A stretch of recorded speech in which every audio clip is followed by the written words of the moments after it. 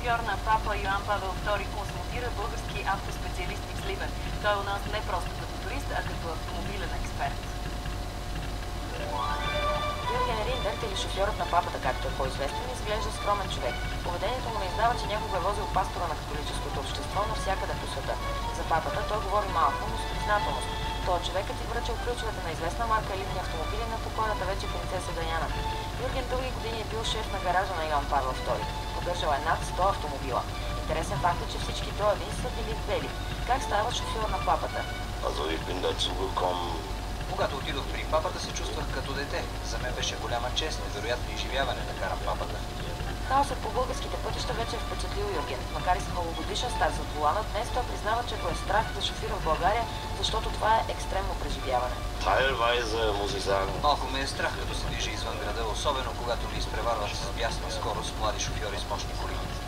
Другият проблем на българските шофьори са старите и неизправни автомобили. Според него България наистина е гробница на употребяваните автомобили в Европа, но за наше успокоение сподели, че истинските бараки отиват в Африка. Юрген Риндер даде няколко съвета към екстремистите по пътищата. Най-големият проблем е, че шофьорите не преценяват добре разстоянието, когато предприемат изпреварване. От София до Сливен видях толкова много катастрофи. Истината е, че не папският шофьор, но и самият папа да призове българските шофьори да карат внимателно, никой няма да го чуе.